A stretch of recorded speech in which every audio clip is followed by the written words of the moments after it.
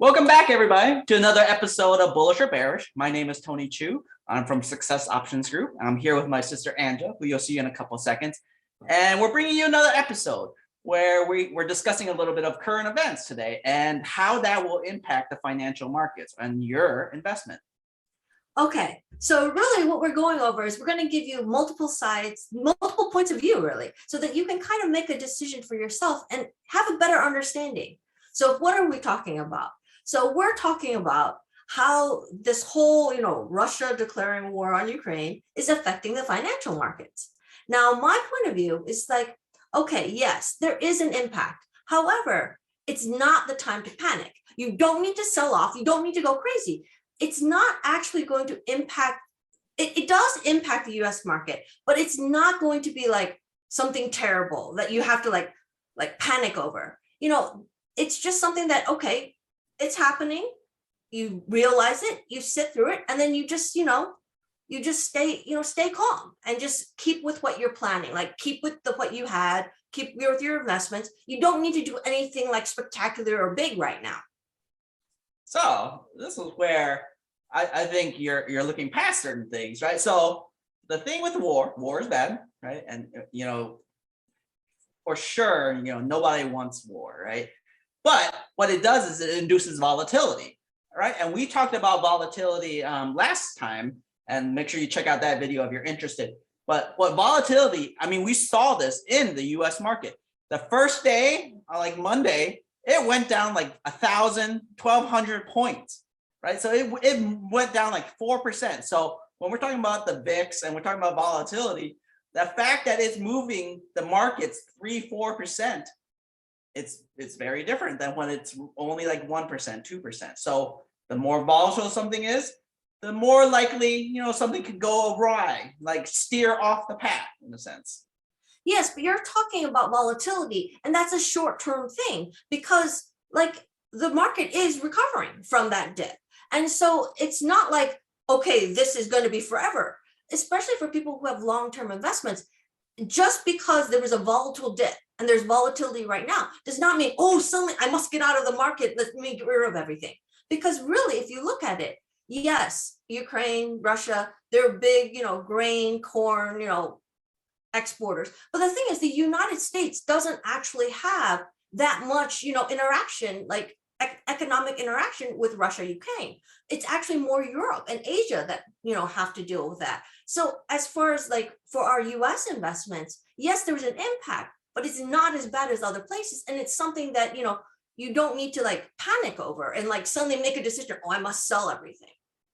So I think what you're not accounting for is the fact that we're currently in an inflationary market, right? So they keep talking about inflation's 8%, 9%, right? In reality, we're talking about probably 15% in all likelihood, right?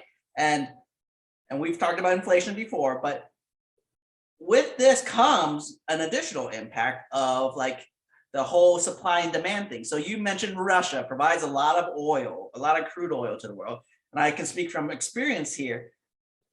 Although the US doesn't use as much Russian oil, they make up a small percentage, oil prices will go up because other people do use it. So then there becomes the supply demand thing where there's a lot of demand, there's less supply because people can't buy from Russia because of all the sanctions and other things that all these countries have done. So then there's less supply, demand goes up, crude goes up from what it is 90 to like, could go up to like 150 or something. And that just boils down to, you have to pay more at the pump. And this includes US consumers. Yes, but that is, okay, that's what's affecting us right now in our real life. But I'm talking about our long-term investments, the things that, you buy and you're holding.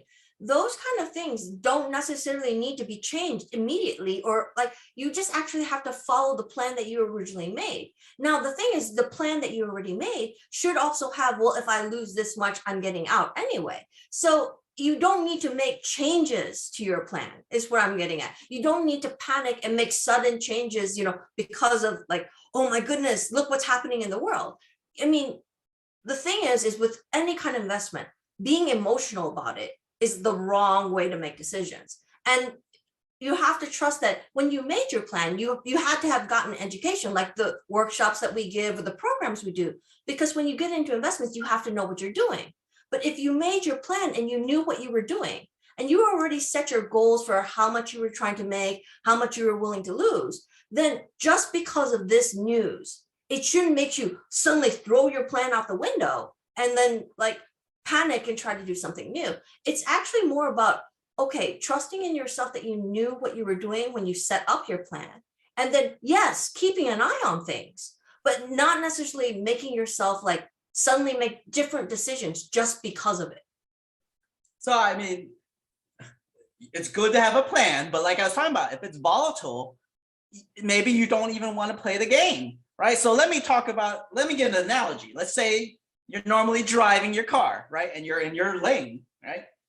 And you're safe, and it's just how you get to from point A to point B. But now let's say it gets a little more volatile, and now you're swerving across 2 or 3 lanes, right? Do I really want to be out on the road if my car and the environment is making me swerve 2 or 3 lanes? And that's kind of the analogy. I was like, so maybe I just want to get off the road. I don't want to even drive. Like the thing about investment, to a certain degree, there is a valid strategy of maybe I just want to sit out. I just want to sit on the sideline. I want to get out.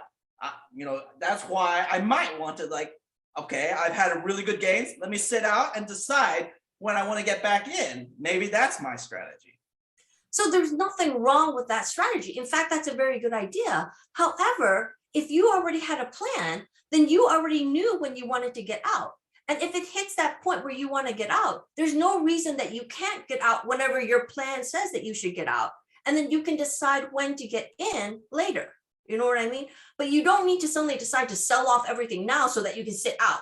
Do you know what I mean? Because if you sell, because you don't lock in any losses unless you sell while you're down. And while the whole market is down is not the time to be like selling to get out and sit on the sideline. Now, if you already had a profit, yes, you could take your profits and then sit on the sideline. But it's not actually a need for you to lock in any losses right now just because of this, though. But this is where you have to evaluate where we're currently at in the market cycle, right? So if you look at evaluations, right, and gets back to like fundamental analysis, right? The markets are at an all-time high, right? And it's the price to earning ratios of some of these companies is just astronomical. They're like just out there, right?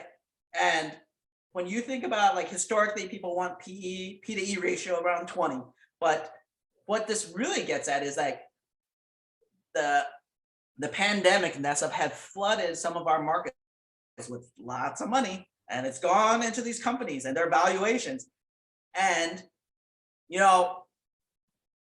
like everybody can have a plan. Like I think there's a famous quote: "You can have a plan until you get punched in the face," right? And once you get punched in the face, you got to make a decision right then, right? So,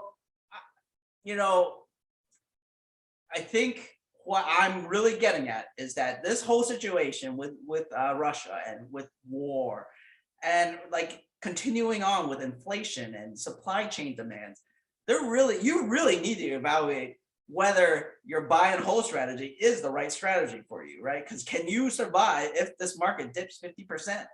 Is that really what you want to do? Do you want to sit on the sideline?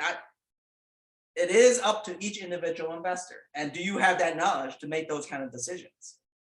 So really, that's what it is. It's not just about what's going on in the world and what your investments are. It's about, do you have the knowledge? Do you have the education to actually make the decision that is right for you? Because what is right for one person might not be right for the other person. So that's really what it boils down to is, do you have the knowledge to make the good decisions that you need to be making? So hit the like, hit the subscribe, and definitely join us next time.